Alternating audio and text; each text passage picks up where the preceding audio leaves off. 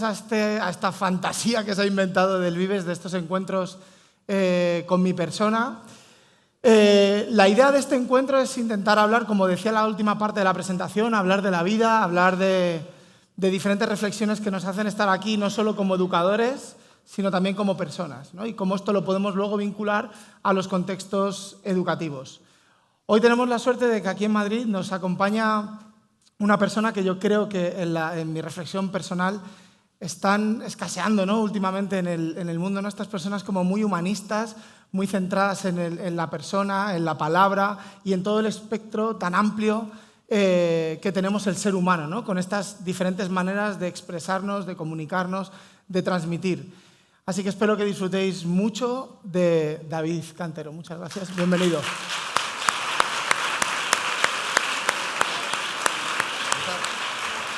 ¿Me voy a sentar yo aquí? ¿Tú aquí? Buenas tardes, ¿eh? No sé si me... Hola. Muy buenas tardes. Un placer estar aquí con todos vosotros. Bueno, David, pues vamos a empezar a conversar.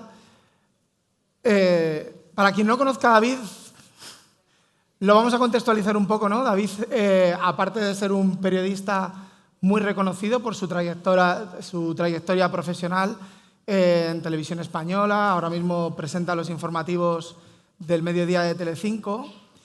Y casualmente, como que la faceta más profesional de David es un poco lo que correlaciona también con las materias que en el aula como que más peso les damos habitualmente, ¿no? Estas materias como la lengua, también las ciencias, ¿no? Pero resulta que cuando tú indagas un poco más en la vida personal de David, ¿no? Empiezas a rascar en la persona, aparecen otras facetas, ¿no? Que creo que son como el salvavidas de las personas, ¿no? Un lugar donde encontrarnos, donde cuidarnos, que son esas otras disciplinas en la escuela considerada como más Marías, ¿no? La importancia de la música, el arte, el cine.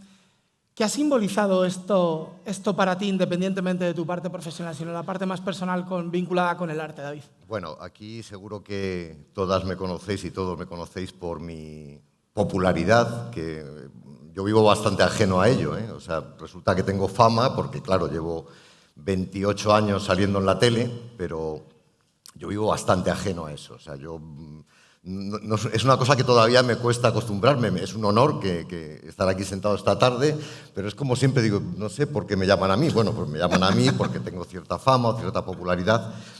Pero realmente, como decía Chema, yo, aparte de mi vida profesional en el mundo de la información, en la que acabo de cumplir 40 años, o sea que ya tengo, como entenderéis, una edad. Pero realmente mi vida personal, mi vida también profesional, ha estado íntimamente ligada al arte, a la creación artística, desde que recuerdo, desde que era muy pequeño, ¿no? Mi inquietud artística me ha acompañado siempre y ha marcado mi forma de ver el mundo, mi forma de afrontar mi trabajo, mi forma de contar lo que sucede también, ¿no? Al fin y al cabo, mi oficio es el de comunicador, también el vuestro es ese oficio, es un oficio fantástico porque además tenéis la tarea de comunicaros con la infancia, con niños y niñas muy pequeños, y de vosotros depende en gran parte su desarrollo y el recuerdo que tengan de vuestra tarea cuando sean adultas, ¿no? Personas adultas. Disculpadme que me he bajado de un avión hace un momento y vengo con los oídos taponados. A lo que iba, que sí, como dice Chema, para mí la pasión artística, desde que recuerdo, desde que era un niño muy, muy, muy pequeño, ha sido fundamental en mi desarrollo profesional y personal. Hay una parte interesante de esto, ¿no? Y es como si intentamos dividir a la persona en diferentes dimensiones, ¿no? Podemos hablar de una dimensión cognitiva más vinculada a cosas que aprenda, pero también hay una dimensión psicológica, hay una dimensión afectiva, hay una dimensión trascendental.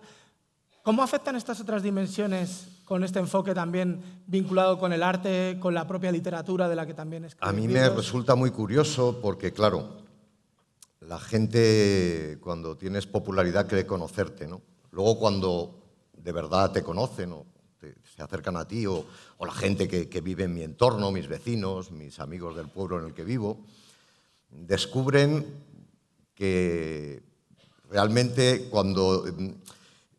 O sea, hay una persona que es David Cantero, el que aparece en los informativos desde hace 28 años, que cada uno se hace una idea de cómo puede ser. Realmente algo debo hacer bien, porque normalmente la gente que me ve, y eso que intervenir en un informativo es contar siempre, la mayor parte de las veces, malas noticias, dar malas noticias, hablar de desastres, de tragedias, pero sí que el público que me sigue después de tantos años se da cuenta de que hay una parte muy humana en mí, ¿no? Que es esa que transmites con la mirada, con los gestos, aparte del texto que tengas que escribir o leer para contar una noticia. Pero es verdad que hay personas distintas. Una persona es David Cantero, comunicador, periodista profesional de la información. Otra es David, que es el que realmente soy, Davidcito, porque yo realmente me sigo sintiendo igual, reconociendo por fortuna, ¿no?, a la persona que era cuando tenía 10, 11, 12, 9 años. Sigo igual de desconcertado y de asustado a veces en general con el mundo, y sigo siendo igual de travieso, igual de inquieto, igual de curioso, ¿no? Pero es verdad que son personas distintas y que se tienen que fusionar de alguna manera, ¿no? Pero inevitablemente se impregnan. El David informador se impregna del David que escribe, del que pinta o del que ama la música y toca la guitarra, ¿no? Todo se va fundiendo, pero luego es verdad que esa persona relacionada con la creación artística o con el arte es mucho más íntima y está mucho menos expuesta, ¿no? Cada vez que he tenido que promocionar, yo he escrito 5 libros, algunos más que no he publicado 5 libros, y cada vez que he tenido que hacer promoción, para mí era lo peor del mundo. O sea, tener que hacer que venderme como artista, como escritor, me colapsaba muchísimo, porque es como, está bien que te des a conocer en una faceta completamente nueva de tu persona, pero claro, inevitablemente la gente te conoce por tu vocación periodística, y eso es un hándicap. De hecho, es un problema que tenemos los que escribimos y salimos en la tele, que no se nos toma demasiado en serio, ¿sabes? Aunque no sepan que yo llevo escribiendo desde que era un niño y que siempre fue mi gran sueño publicar, y que nunca he parado de escribir desde que aprendí a escribir, ¿no? Pero claro, tú haces la promoción y esa promoción se convierte en que un personaje famoso va a tal sitio, va a Murcia, a La Rioja, va a Galicia a hacer promoción de su libro, ¿no? Como que eclipsa también a la persona, ¿no? Claro, entonces, por fortuna, luego en el tú a tú la gente te va conociendo, y quien te lee sí descubre que ahí hay algo que va mucho más allá y que realmente, si escribes, no es porque quieras aprovechar el tirón de tu fama. Yo, la primera vez que publiqué, nadie sabía quién era. O sea, no, es verdad que luego, pues bueno, te favorece el salir en la tele y que haya gente que te conoce y diga, pues voy a ver qué escribe este señor que me cuenta lo que sucede en mi casa, ¿no? Pero vamos, da para mucho. Vinculando con esto, con la faceta personal que hablabas, ¿no? El David, esa faceta más tuya, ¿no? Padre de 3 hijos, en el que la familia tiene un peso muy importante en tu vida, como cuentas y como expresas, y con los tiempos... Es lo más importante. Que le dedicas para cultivarlo. Para mí. Pero ahora vamos a entrar un poco con tu experiencia también como padre en el terreno un poco de la opinión. Aquí estamos en unas jornadas educativas, principalmente el profesorado es de educación infantil. Casualmente, los talleres que se ofertan durante la mañana están vinculados con disciplinas de las que veníamos hablando, ¿no? Ha habido un taller musical, ha habido un taller de aprender a contar historias, ha habido un taller de aprender a expresarte de manera creativa desde muy pequeño escribiendo, ha habido un taller para educar en la paz y la no violencia, ha habido un taller de adaptarte con el contenido a los nuevos tiempos. ¿Cuánto consideras tú que esto ayuda al desarrollo integral de la persona? ¿Cuánto te ha podido ayudar a ti? ¿Y cómo crees que eso ha influido también en tu manera de educar a tus hijos? Es absolutamente determinante para las personas, ¿no? Yo creo que las materias más importantes que se deberían impartir, que deberíais impartir, desde mi punto de vista, están relacionadas con el arte, con la creatividad. en niños pequeños y en chavales adolescentes. Yo veo, mis hijos ya son... Tengo un hijo que tiene 33 años, de mi primer matrimonio, ya es un hombre hecho y derecho. Y luego tengo en casa 2 adolescentes. Yo he seguido muy de cerca su educación en el cole. Mis hijos han ido a la escuela pública, os lo diré, desde pequeñitos. No fueron nunca a la guardería, o sea, empezaron directamente en el colegio. Tuve esa suerte de poder estar con ellos desde muy pequeños y muy pendiente de ellos. Para mí, decía Chema, la familia, para mí realmente, fíjate, yo cuando era reportero, yo durante muchos años fui reportero y me pasaba la vida, no tenía hogar, me pasaba la vida viajando por el mundo con mi cámara, con mis equipos y tenía clarísimo que no quería ser padre, no sé, era como una cosa que yo decía, bueno, hablaba con mi hermano, hablaba con mis amigos, no, por Dios, ¿cómo voy a ser yo padre? O sea, esto es una locura. Pero cuando tuve a mi primer hijo, que llegó de manera inesperada, por decirlo de alguna manera, y además cuando nació yo no estaba de viaje, y le conocí cuando tenía 4 años, cuando tenía 4 días.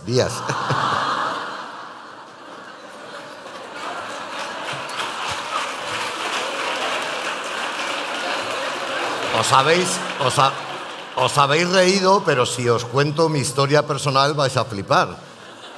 Porque yo conocí a mi padre con 5 años. O sea que no sería algo imposible, a mí me sucedió. Yo conocí a mi padre con 5 años y recuerdo vagamente, como son los recuerdos infantiles, el día que le conocí. De hecho, lo aproveché para una de mis novelas porque era un sentimiento muy intenso, ¿no? Si queréis luego lo explico porque es una circunstancia un poco... Hablamos de ello. Bueno, a lo que iba, el día que conocí a mi hijo, que me encerré con él en una habitación, estaba ahí en su conita, yo noté un clic, algo me pasó, ¿no? Estuve charlando con él, le expliqué dónde estaba, dónde había llegado, estaba en el planeta Tierra, que más o menos lo que se iba a encontrar, quién era yo.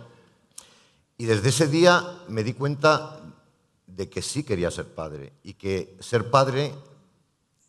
de eso me fui dando cuenta ya poco a poco, era lo más fascinante, aterrador, emocionante. Era algo que me superó, pero me superó para bien. De hecho, yo soy un padre muy padre. A mí a veces en las entrevistas me dicen, ¿tú qué crees que has venido? ¿Cuál es tu misión aquí? Ser padre, lo tengo clarísimo. O sea, para mí, yo creo que es un sentimiento que compartiré con vosotras. Para mí es importantísimo la crianza, ha sido importantísima la crianza de mis hijos, el cariño, la educación, el amor que les he dado y que ellos me han dado a mí. Pero creo que no hay nada más fantástico que tener la oportunidad de tratar con los seres humanos cuando son pequeñines, cuando son niños, ¿no? Porque yo creo que es cuando realmente somos quienes somos y luego nos vamos pervirtiendo, deformando, ¿no? Entonces yo he tenido mucha suerte al ser padre. Me hubiera gustado tener más hijos, lo que pasa que ya no... Bueno, aunque ahora ya, si me pongo en plan Ana Obregón, me lo puedo plantear, pero no. Quiero decir que realmente mi tarea, mi empeño en ser un buen padre, ser un buen ejemplo, en que proteger a mis hijos y conseguir que tuvieran la mejor educación posible pero no hablo de educación, hablo de buena educación de verdad, que estuvieran conmigo en el estudio mientras pintaba, pasear con ellos, charlar con ellos, jugar muchísimo con ellos. Es una de las tareas, mi mujer es muy graciosa porque ella no, lo de jugar con los niños, con los muñequitos, los coches, la arena, eso le iba menos, entonces me dejaba a mí, que a mí me encanta jugar, me encantan los juguetes, o sea, sigo siendo un niño en ese sentido, ¿no? Entonces descubrí, como os decía, que mi verdadera pasión, por encima de todas las demás, era ser padre. Me encanta ser padre, lo he disfrutado mucho, lo sigo disfrutando mucho. Me sigue fascinando ver cómo crecen. Me da pena, por otra parte, claro, porque esta mañana le mandaba una foto a mi hijo, que me he encontrado por ahí en el móvil, en la que estábamos los dos tirándonos en un columpio, que nos caímos, nos dimos y se moría de risa, tal cual. O sea, ya son chavales que hacen su vida, inevitablemente se meten en el camino de los adultos, pero me sigue fascinando ver cómo esa transformación, ¿no? Cómo han pasado de ser niños a ser proyectos de hombre y cómo entre nosotros sigue habiendo una buenísima relación, mucho amor y sigo intentando ayudarles en la medida de lo posible en todo aquello que me piden. Y ¿no? a mí esto me viene, yo también soy padre de 3, estoy en el mayor de los hoyos. Podemos hablar luego de esto también. Pero hay una cosa que a mí me interesa, ¿no? Y es, ¿se puede generar una analogía entre el amor paterno y el amor que una maestra puede desarrollar con esa mirada incondicional en el desarrollo integral de ese alumno que le acompañe luego cuando también sea un proyecto de hombre, ¿no? Es decir, que cuando estos alumnos hagan una mirada de retroceso, sigan teniendo esa mirada de admiración a quien le acompañó, le guió, se agachó. Estoy convencido de que sí. Mira, un día mis hijos tuvieron una maestra maravillosa y el día que la dejaron atrás, tú no sabes el disgusto. O sea, pues yo me acuerdo recuerdo el día porque realmente se había encariñado tanto con aquella clase, no solo con mis hijos, ¿no? Sino con los niños de esa clase, que la mujer, y yo le decía, pero tú te llevas este disgusto cada vez que... Y me decía, sí, me llevo el mismo disgusto. Digo, madre mía. Claro, desde el punto de vista del padre, yo tal vez lo comparo cuando ahora ya vuelan, ¿no? Yo ya tengo un hijo que voló de casa, además lo hizo, yo me fui de la casa de mis padres muy joven, con 17 años, incluso un poquito antes, o sea, ya hacer mi vida, eran otros tiempos, por supuesto. Pero mi hijo con 18 años pues también decidió y yo le animé a hacerlo porque creo que era muy interesante. Creo que cuando a un padre su hijo se le independiza, el sentimiento, o a una madre, es un sentimiento muy similar al que debéis experimentar cuando esos niños van creciendo y de pronto ¡pop!, os dejan atrás y tenéis que coger a otra hornada, ¿no? Creo que sí, que hay una similitud, porque es inevitable desesperarse, encariñarse, amarles, detestarles, en fin, toda esa mezcla que se da con los niños en momentos concretos hacen que sea una experiencia tan intensa, que yo lo que no entiendo es cómo no os vuelve un poco majaras, porque claro, porque debe ser muy fuerte, de verdad que yo lo pienso, tenéis un oficio maravilloso, pero debe ser difícil gestionar tanto sentimiento, tanta emoción, tantas veces, ¿no?, a lo largo de vuestra carrera profesional. Están majaras, O sea, eso es un hecho, ¿no? Invertir mucho tiempo, muchos recursos emocionales, personales, algo que es un fondo perdido, que no sabes lo que va a ocurrir cuando luego se vaya, ¿no? Creo que es un acto no solo de amor, sino de altruismo. Bueno, yo te diré, exagerado. Perdona que te interrumpa, pero iba a deciros una cosa. Fíjate que han pasado años. Yo tuve un profesor que se llamaba Don Bernardo. A mí no me gustaba el cole. Yo era un golfillo de mucho cuidado, cada vez que podía me escapaba del cole. O sea, para mí el cole era un poco una prisión, pero no por yo me crié en un pueblo, no por los maestros, que para mí eran maravillosos, sino porque no me gustaba estar ahí. Para mí era como perder el tiempo estar ahí. Yo quería estar como las cabras por el monte, ¿no?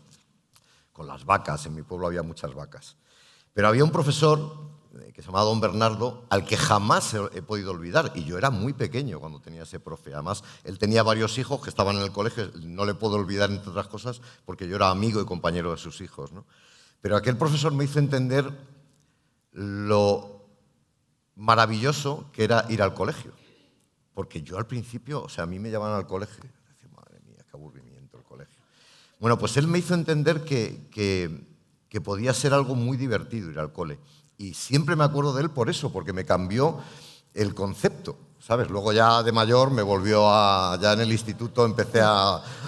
Dios mío, esto es un horror. Pero sí, aquel profesor me cambió y además, fíjate que era un hombre como que tenía fama de ser muy estricto y muy serio, pero luego le recuerdo con muchísimo cariño porque me abrió muchas puertas, ¿no? Muchas ventanas que a la literatura.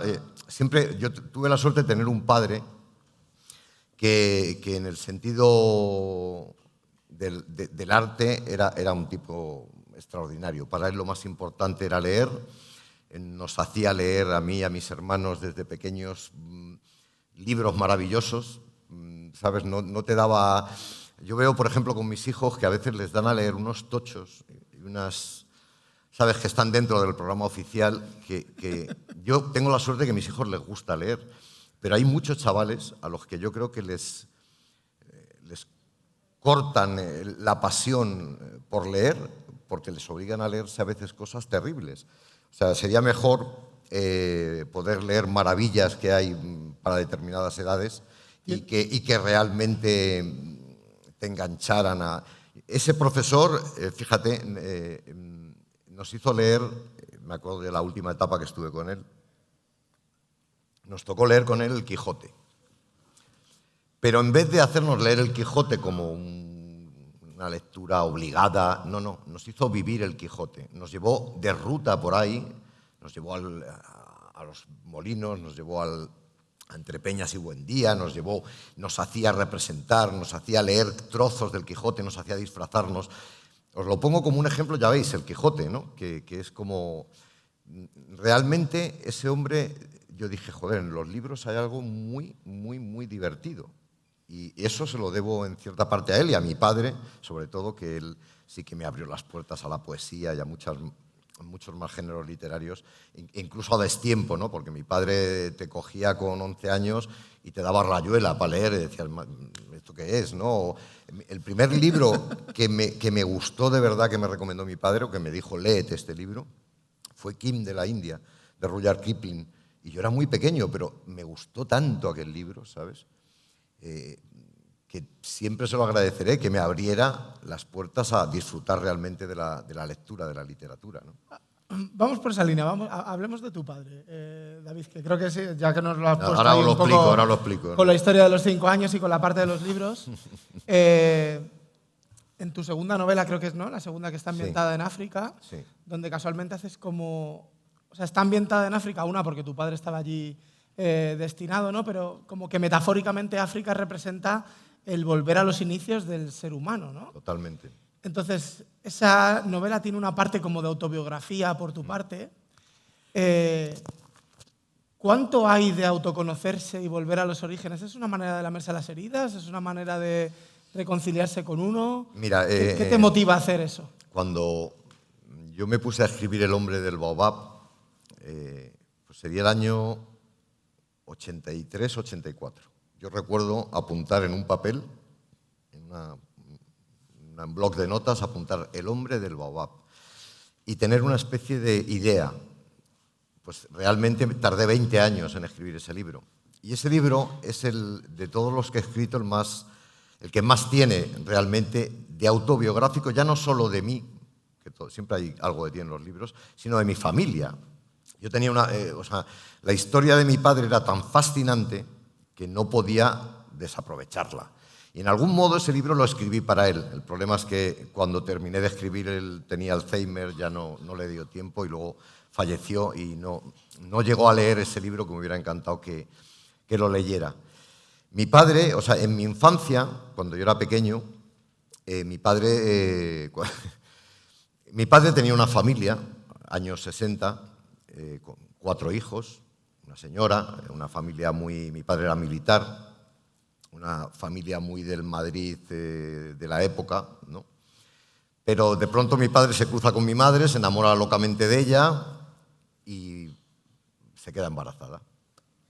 Entonces mi madre, imaginaros en los años 60, estar embarazada, ser una mujer, madre soltera, realmente yo nací en el régimen franquista siendo un bastardo, mi madre era una zorra y no lo digo peyorativamente, lo digo como te veían en aquellos tiempos.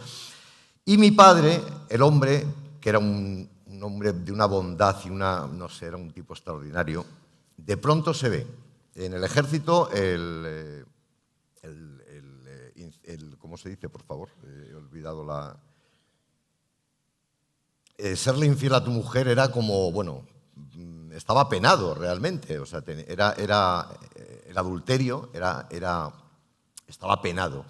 Él era militar del Ejército del Aire, era piloto, y de pronto se vio con el marrón de su familia por un lado, sus 4 hijos, yo que venía al mundo. Y entonces cuando yo nací, no sé qué pasó, pero él se apuntó a una misión de Naciones Unidas en el Congo belga, que estaba en guerra en aquellos tiempos, y se fue a la guerra, o sea, prefirió irse a la guerra antes que el marrón que tenía aquí con su otra mujer, con mi madre, con el niño que nace, con tal. El caso es que se fue al Congo belga. Y África estuvo hiperpresente en mi infancia, porque mi padre constantemente me mandaba postales. Alguna vez recuerdo que me habló por teléfono, no, en aquellos tiempos, o sea, no había móviles, prácticamente había tam-tam para comunicarse, ¿no? Entonces, mi imagen de mi padre era un señor que me amaba. Tengo todas las postales que me mandaba, ¿eh? Son maravillosas, o sea, me adoraba, me quería, me escribía cosas maravillosas, que mi madre me leía, por supuesto. Así que nada, se fue a África, estuvo en la guerra hasta que aquello tuvo que salir por patas de allí, como casi todos los de Naciones Unidas, y regresó. Cuando regresó, se encontró el marrón que había dejado. O sea, no, la cosa no había pasado. Durante un tiempo convivió con su otra familia y con mi madre, pero el caso es que mi madre y yo nos fuimos a vivir a un pueblo de Ávila, nos fuimos a las Navas del Marqués, y allí vivimos hasta que mi padre regresó de África. Por eso digo que le conocí con 5 años, porque recuerdo el día que mi padre vino a las Navas del Marqués a reencontrarse con mi madre y a conocerme a mí, ¿no? Fue muy emocionante, ¿no? Pero es una historia que yo tenía que aprovechar de alguna manera. Es muy fuerte, parece mentira, pero es así. Entonces aproveché esa historia para meterla en este libro. Pero a lo que tú ibas, en este libro en el que yo tiro de todos mis recuerdos infantiles, confusos, borrosos, mi pasión por África. Yo, además, fíjate lo que son las cosas, tuve la suerte ya, siendo adulto, como reportero, me tocaba siempre ir a África. Bueno, yo me pedía, cada vez que había un viaje a África, yo también me los pedía, ¿no? Porque eso, no todo el mundo quiere ir a países en conflicto, no todo el mundo está dispuesto a irse a la guerra. Yo sí estaba, yo quería mejor, si me tiroteaban, me secuestraban, yo buscaba lo peor, y así, entonces me iba muchas veces a lugares en conflicto en África. Para mí fue muy importante, la primera vez que pisé África, el África de verdad, regresé a los lugares donde había vivido mi padre, y recuerdo que llevaba unas botas y cuando puse el pie, me bajé del avión y puse el pie en el suelo, dije, aquí estaba mi padre, ¿no? En este lugar, en Kinshasa, aquí vivió, me explico. Entonces, en ese libro, en el que yo tiro de África, es una especie de ejemplo de... El protagonista de la novela es un tipo que no sabe vivir, que se quiere suicidar. Pero antes de hacerlo, está decidido, o sea, no quiere seguir en este mundo, no lo entiende, no le interesa nada, no le interesan nada los humanos, ni lo que hace en este mundo. Pero antes de irse, decide hacer ese viaje postergado con su padre y se lo lleva a África en unas condiciones lamentables, siendo un anciano ya prácticamente. En toda esa trama que tiene este libro, os diré que al final el protagonista termina viviendo en el interior de un baobab, por eso se llama El hombre del baobab. Un baobab que existe, que es... Si os dijera las dimensiones no lo podríais creer, pero es que casi no cabría... Esta gente ha leído todo el principio. No cabría, o sea, y es un baobab en el que yo estuve dentro de ese baobab con unos soldados franceses, con unos legionarios franceses que se refugiaban allí.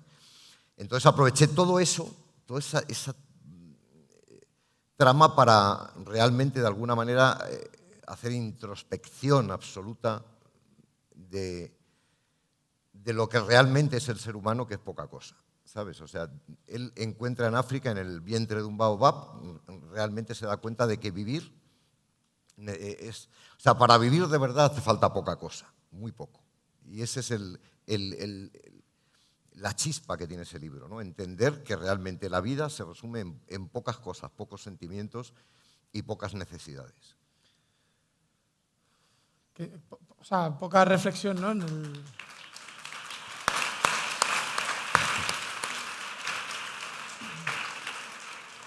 Yo la gente que lo ha leído, fíjate, es curioso cómo son los lectores, ¿no? Porque muchas veces te dicen, esto seguro que usted lo ha vivido, ¿no? Y a lo mejor has contado una historia que no tiene nada que ver con tu vida, es tu invención, es tu ficción, ¿no?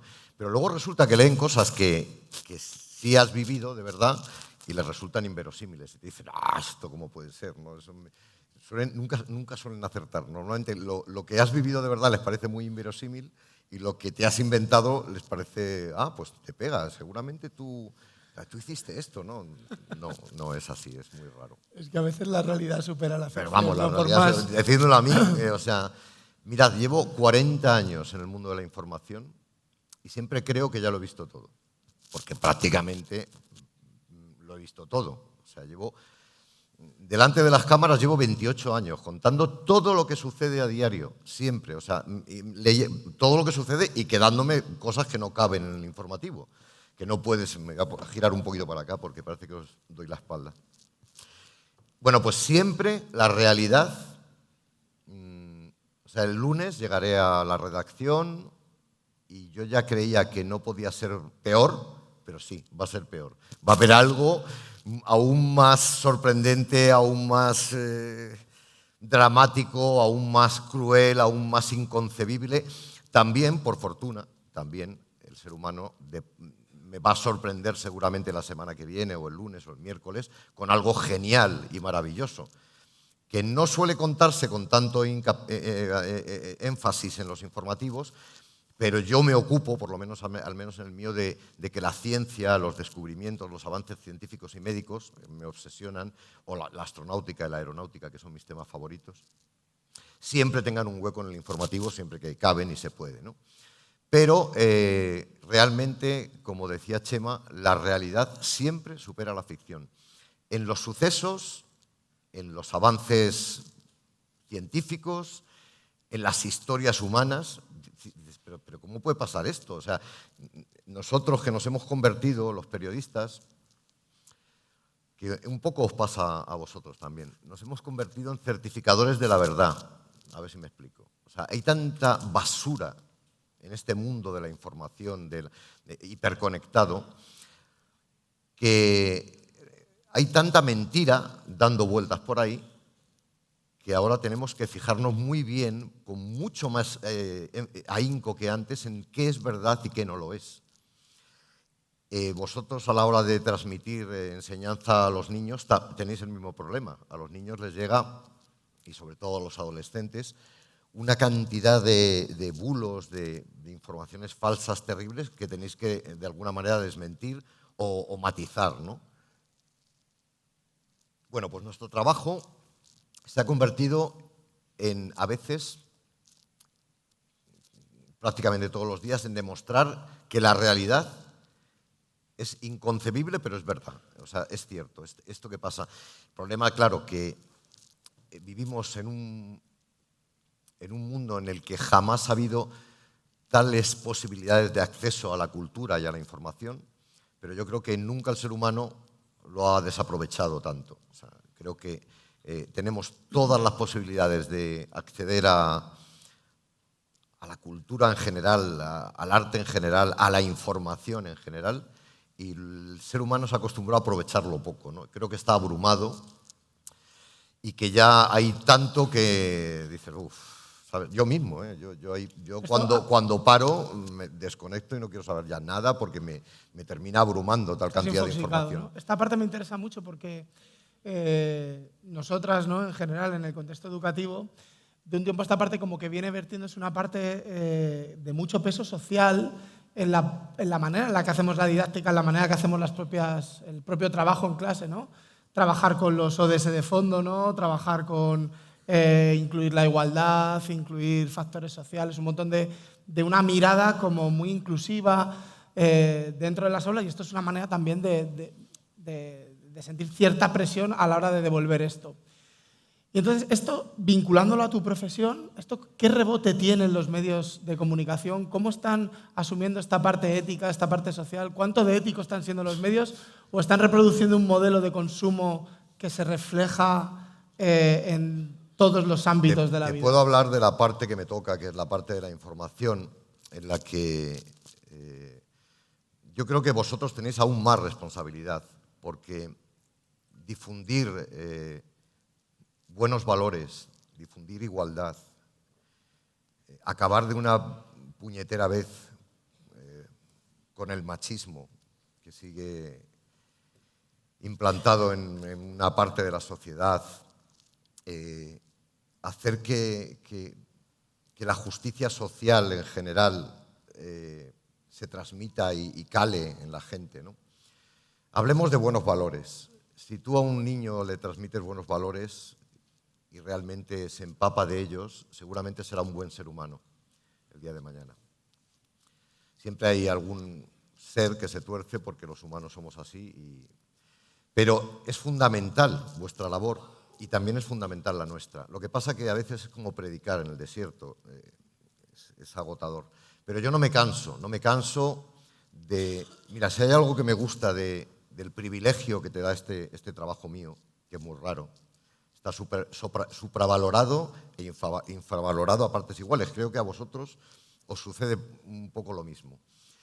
Pero si hay algo que me gusta de este oficio es la parte en la que puedes denunciar lo que está mal, para hacer saltar algún resorte, para que los que pueden cambiarlo de pronto digan vamos a cambiarlo. No siempre funciona, pero me gusta porque a veces se puede hacer de forma individual casi, ¿no? A mí de pronto me llega la historia de un niño, una niña que necesita ayuda porque tiene una enfermedad rara, porque una familia que está en una situación muy delicada. Os pondré un ejemplo, el de nadie atendía a una señora creo que era de Elche, bueno, era de Alicante. Y esta señora estaba en una situación lamentable, se le caía el techo encima, era una casa del ayuntamiento, no le hacía ni puñetero caso a nadie. ¿Sabes qué me gusta? Que a veces mi intervención consigue que a esa señora, al día siguiente de dar nosotros la noticia, lleguen haciéndole la pelota los del ayuntamiento que no le han hecho ni puñetero caso en 2 años y le arreglen la cosa, ¿sabes? O que a un niño que necesita ayuda de verdad, gracias a que tú lanzas la voz de alarma, le llegue la ayuda. O denunciar situaciones que realmente son injustas o en el mundo laboral, ¿sabes? A veces, ¿qué os voy a decir yo? Los camioneros, las maestras, las enfermeras, no sé, están reivindicando, protestando, nadie les hace caso hasta que de pronto tú les pones de verdad el micro, les prestas atención, denuncias. Es una parte de mi oficio que me gusta mucho, porque a veces consigues que salten resortes y consigues ayudar a los demás de verdad. No solo divulgar qué es lo que sucede, porque ese es el trabajo, qué pasa en el mundo, qué pasa en España. Mire, hoy ha pasado esto. Hay una parte humana que va más allá. En mi trabajo hay gente muy fría, que te cuenta las noticias, pim, pom, pum, pim, cham, pom, pom. Adiós, hasta mañana. Yo, por fortuna, sigo sin tener esa coraza, sin haberme inmunizado del todo, y me siguen afectando las cosas. Me sigo emocionando, me sigo conmoviendo. No me he deshumanizado tanto como a veces te pasa en este trabajo. Cuando yo era reportero y viajaba a países en conflicto, a zonas en conflicto, y bueno, vi la muerte de cerca y de cerca a mí también muchas veces. Y hay un problema. Cuando llevas muchos meses viendo cadáveres, viendo gente sufrir, como está pasando ahora en Ucrania, y le sucede... nosotros tenemos ahí una chica, Laura de Chiclana, que seguramente hayáis oído hablar de ella o la habréis visto en la tele.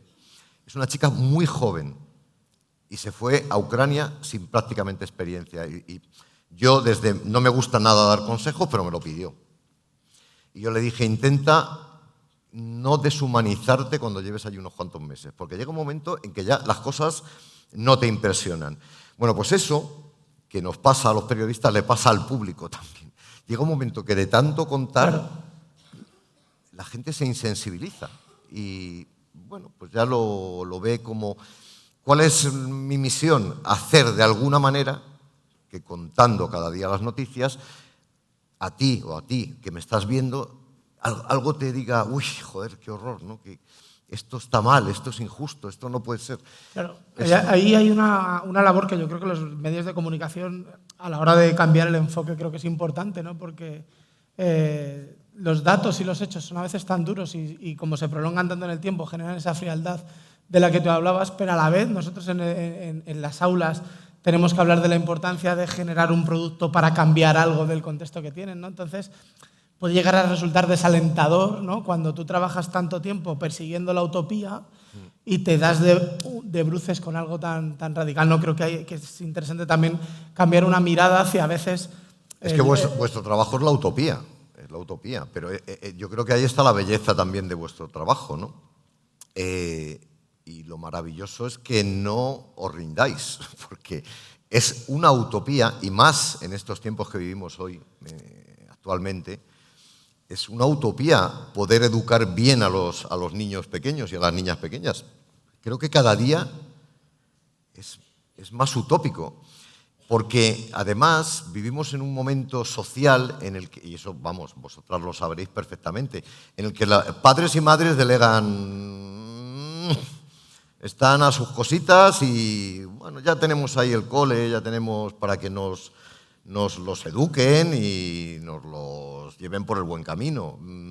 La tarea tiene que ser conjunta. Si un niño en su casa, con sus padres, en su familia, vive en un mundo desintegrado, obtuso y tembloroso, por mucho que hagáis vosotros, a veces sois su salvación, evidentemente. Pero realmente está bien que a pesar de que pueda parecer una utopía generar buenos seres humanos, no lo es. Al final, en este mundo tan lleno de maldad, porque la maldad existe y está por ahí dando vueltas, también es verdad que hay mucha buena gente. Por fortuna, el mundo funciona porque hay muchas buenas personas a las que no se les da voz, se les da menos voz, pero el mecanismo, el combustible del planeta está más alimentado por buenas personas que por malas personas.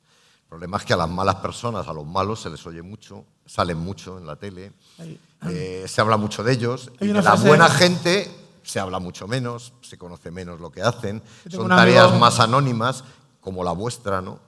Vuestro trabajo es muy desconocido. Eso es una cosa que a mí me deja flipado. Yo me he interesado mucho, con mis hijos, cuando eran pequeños, yo interactuaba igual que mi mujer, interactuábamos mucho, queríamos saber qué pasaba de puertas adentro al colegio, pero no indagar, sino compartir. Bueno, ¿y qué has hecho hoy? ¿Y tu profe? ¿Qué tal? No sé, pero hay gente que desconoce vuestra tarea y tampoco les interesa mucho conocerla. O sea, es como, estos son quitamarrones, o sea, ya está. Sí, hay una frase, es que conozco gente que... Hay una frase importante así, que es que las latas vacías siempre hacen más ruido que las llenas. Totalmente. Y esto creo que es importante. Absolutamente. Como de palabras va el juego, ¿no? Un poco, que estamos en una editorial. Hemos hablado de utopía. Yo voy a traer otra palabra y te voy a utilizar como ejemplo, si me perdonas, ¿no? Que es la palabra todavía. Creo que esto en educación es muy importante. Quien me conoce sabéis que hablo mucho de esto, ¿no? Del poder del todavía, del confiar, del esperar, porque cuando se generan los contextos el alumnado desarrolla lo máximo sus talentos, sus potenciales y alcanza los objetivos, ¿no? Esto lo voy a relacionar porque David tiene una historia muy chula, porque él, amante de la música durante mucho tiempo, ¿no? Siempre. Tu hijo gracias a mi madre que dedica me hizo a ello, amar la música, vamos, absolutamente. Y decide aprender a tocar la guitarra con 50 años. Casi con 50 años. Y hoy en día tiene un grupo de música, ¿no? Una banda en la que tocas, ¿no? Eres instrumentista. Entonces, creo que hay una analogía perfecta, ¿no? En el que aprender nunca es tarde. Jamás. Cuando se dan las condiciones para que pueda ocurrir, es decir, tiene que haber una perseverancia, tiene que haber un trabajo, humildad, tiene que haber un acompañamiento. Entonces, ¿qué dirías a estos educadores que tienen en su mano a estas personas que a lo mejor en algún momento vital no han alcanzado esos objetivos que el sistema tiene preparados para esos niños que tienen para ellos, pero que si dan el entorno, a lo mejor se encuentran con un guitarrista, un ajedrecista, un escritor, un ingeniero? Vivimos en una sociedad que no tolera la frustración. Cada vez la tolera menos. Si hay algo que les he enseñado siempre a mis hijos, aparte soy judoka. Yo llevo haciendo judo desde que tengo 7 años, ahora he tenido que dejarlo por unos problemas físicos, y en el judo lo primero que te enseñan es a caerte y a levantarte. Si te caes 7 veces, 7 veces te levantas.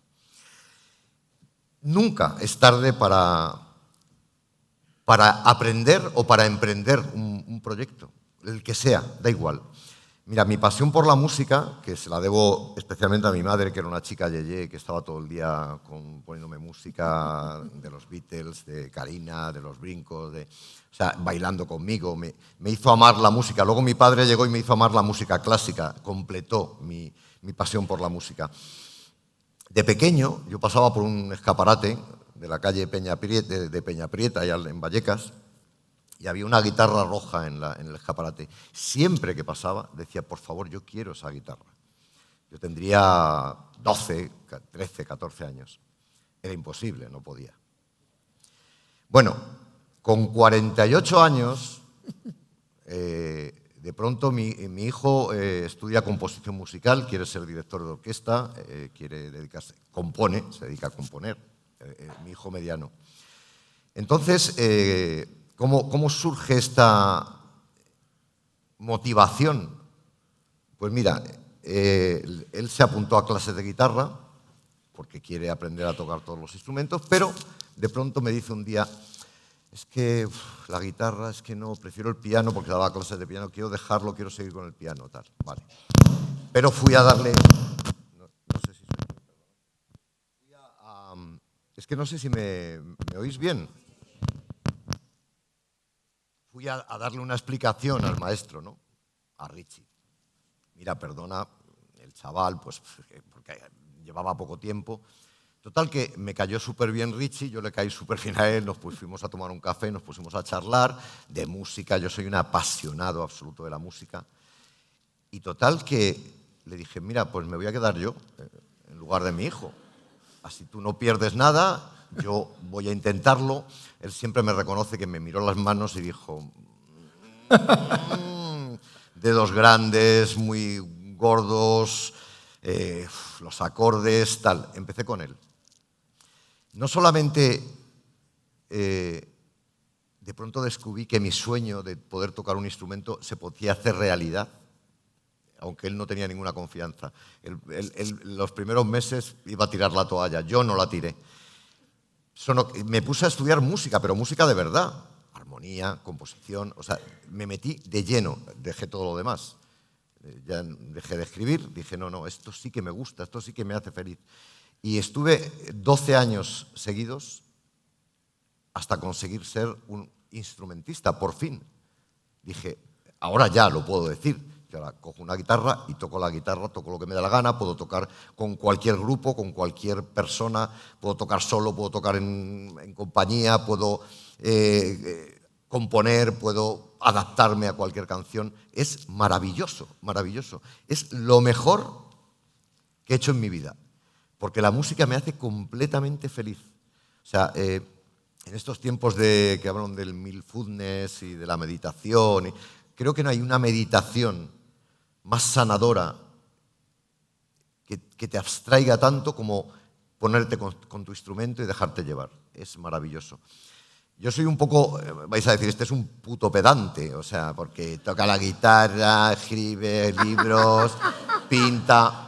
Lo siento, soy así. No, de verdad que no soy un petulante, no hablo de esto con petulancia. Odio darme el pisto en nada de lo que hago. Pero yo llevo pintando 35 años y he vendido más de 200 cuadros. He escrito 5 libros. He hecho escultura. En fin, tengo muchas pasiones, pero nunca he tenido un límite de edad para ellas. De hecho, he seguido haciendo judo hasta hace 5 o 6 años que por motivos de salud lo he tenido que dejar porque terminas molido. No es tarde nunca, para nada, para nada. Entre todas esas pasiones artísticas, he descubierto que la que más feliz me hace y la que más me eleva, de verdad, es la música. Es la música. Y sigo estudiando, no lo he dejado. De hecho, mi hijo, que estudia la carrera, me dice, pero tú, o sea, ¿pero cómo tienes ganas? O sea, ¿cómo te da la vida para tanto? Bueno, pues la vida me da porque le pongo mucho empeño. Y por eso os decía lo de que no es por petulancia. Mucha gente me dice, ¿pero de dónde sacas tiempo? Yo qué sé, de donde puedo, duermo poco, en fin, no sé. Cualquiera está flipando, ¿no? ¿Me podíais traer un poquito más de agua? Yo lo pienso desde la empatía y digo, hostia, yo estoy en la misma situación. Digo, yo trabajo, tengo 3 hijos, tengo pasiones, pero no... Tampoco duermo, pero no... No, y a esto os digo una cosa. Por encima de todo esto de lo que estamos hablando, están mis hijos. Siempre han estado mis hijos. O sea, yo me hace gracia... mira, una entrevista polémica que me hicieron, de las centenares que me han hecho, en las que dije, mira, si yo me hubiera dedicado solo a escribir, seguramente habría escrito 20 novelas, como el que tengo aquí sentado al lado. Pero es que yo no he quitado tiempo a mis hijos para escribir. He ejercido de padre y lo poco que me ha quedado después de ejercer de padre, lo he dedicado a escribir. He pintado sin quitarles tiempo de mí a mis hijos. Eso es importante. Porque me hace mucha gracia gente que dice, ya, pero es que hay que ser egoísta para ser artista, tú tienes que pensar en ti, en tu obra, vete a la mierda. O sea, yo, lo primero son mis hijos y si me queda un rato, pinto. Si me queda un rato, escribo. Si me queda un rato, toco la guitarra. Si lo tengo que hacer de madrugada, lo hago con cascos, por supuesto. Pero quiero decir que todo este tiempo de mi vida, tengo 62 años, ya mi vida, yo ya estoy llegando como la montaña rusa, estoy llegando aquí, tiqui, tiqui, tiqui, ya lo que me queda bajada, o sea que... Y os pondré otro ejemplo, que antes lo hablaba con... no recuerdo quién me ha preguntado. Yo me fui a Telecinco va a hacer 13 años. Yo tenía una vida acomodada en Radio Televisión Española, en la que entré siendo un crío, y llevaba 28 años trabajando, presentador de prestigio, presentador de informe semanal, había pasado por todos los telediarios, un trabajador de la empresa, 28 años, era mi casa, era en fin. Y de pronto llega Pedro Piqueras un día y me dice que quiero que te vengas conmigo a Telecinco. Y yo digo, tú estás loco, o sea, ¿de dónde vas? Estuvo un año detrás de mí. Y un día dije... Joder, no me acuerdo exactamente, soy muy malo para las fechas, pero fue en el año 2010. Dije, hostia, tengo una edad y cuando ya cumples una edad, muy raramente alguien te propone un cambio radical. Y ese era un cambio radical. De hecho, fue un escándalo que yo me fuera de Televisión Española. Si te vas a la hemeroteca y ves lo que se publicó, porque además se filtró la noticia, iba a ser todo secreto y se filtró cuando yo estaba todavía presentando en Televisión Española, los sindicatos llenaron la empresa de, bueno, este cabrón que se nos va, tal, bueno, en fin. Hubiera sido una paradoja de la noticia de tu propio... Tremendo, tremendo. Pero ¿qué pasó? Que yo de pronto valoré que alguien quiera contar contigo a cierta edad. Yo ya no era un crío, era un señor mayor, ya curtido. Y me fui a una empresa completamente nueva, de dudoso prestigio, cosa que me da igual, ¿sabes? Pero tú hablas Telecinco y todo el mundo hace... Pues claro, ¿qué me decían? Joder, eres de Televisión Española, tío, o sea, que es como la BBC, eres lo más, eres el puto amo de Televisión Española y te vas a Telecinco, mamachicho. Y yo dije, pues sí, me voy con dignidad. Lo hice con dignidad. Llegué con dignidad, me incorporé con dignidad y creo que mantengo mi dignidad y sin criticar a nadie y sin meterme en mayores... ¿Sabes? Creo que mi trabajo lo intenté hacer bien siempre y lo sigo intentando hacer bien siempre. Y me encontré además en una nueva casa con unos nuevos compañeros, con todo nuevo, que también da pereza, ¿no? Cuando tú ya tienes tu casa de 20 y tantos años y dices, me voy a mudar ahora aquí al apartamento nuevo y... ¿sabes? O como cuando cambias de pareja también da pereza, ¿no? Y dices, madre mía, sí, es más joven, más mona, pero... no. Pues, en este caso, de verdad que el cambio fue maravilloso, pero os voy a contar una anécdota para que ¿Era la joven y la mona, Telecinco? Sí, era la joven, era una adolescente al lado de Televisión Española. Mi señora era una señora muy recia y muy señorona. Me fui con una jovencita. No, a lo que iba.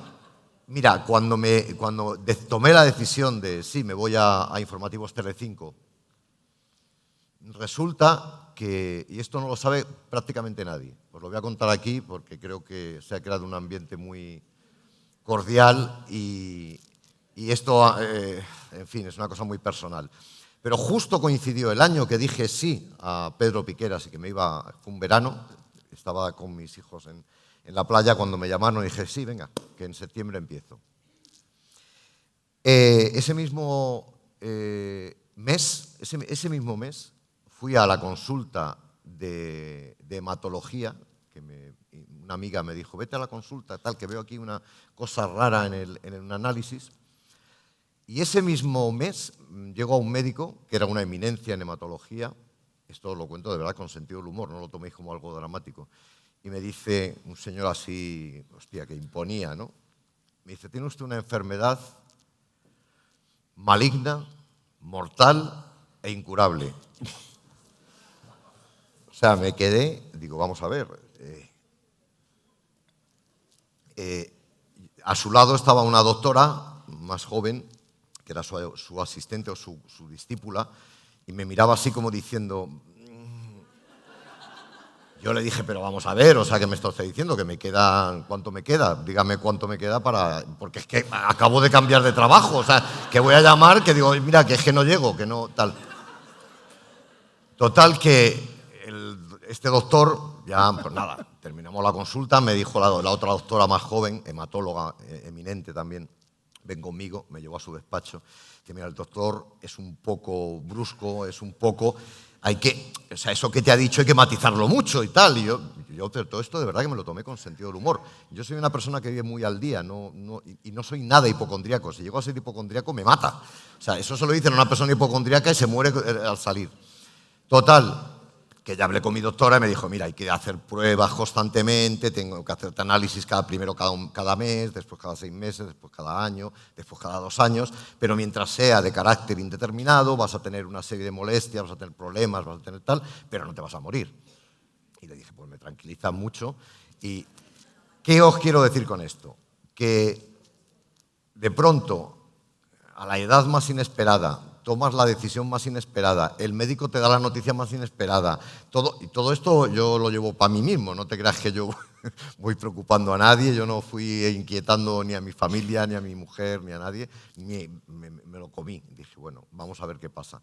¿Qué quiero decir con esto? Que la vida nos sorprende siempre, ¿sabes? O sea, si yo en ese momento me dejo llevar por el miedo, por la hipocondria, si en el momento en que me llama Pedro Piqueras me dejo llevar por el miedo, por el recelo, por la vaguería, hay que tener espíritu aventurero, creativo, hay que darle oportunidad a la vida, hay que decir esto no va a poder conmigo, pero de verdad. No, ahora hay mucho rollo, frasecita típica que vemos en los perfiles de Instagram.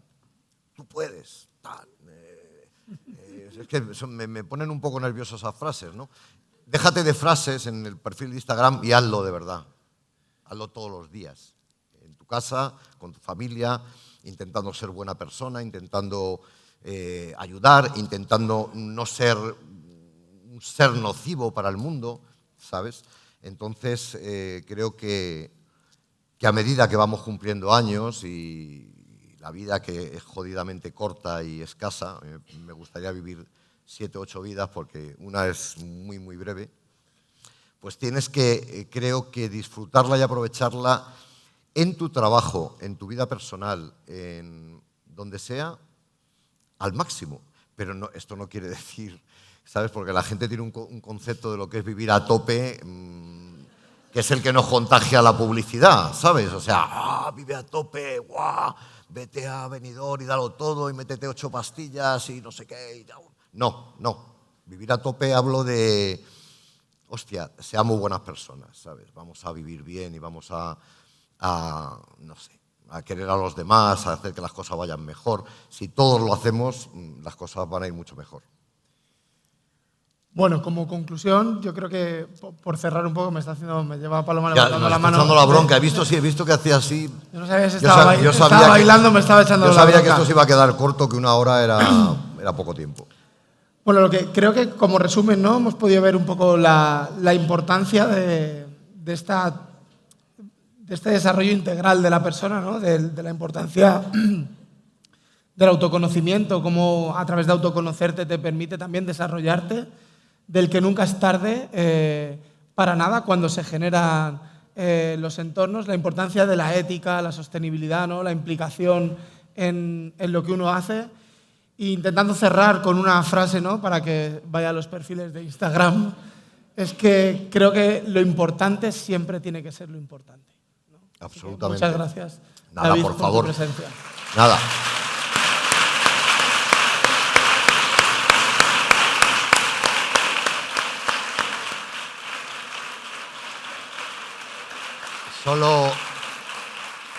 Solo quiero deciros que ha sido un placer estar aquí esta tarde.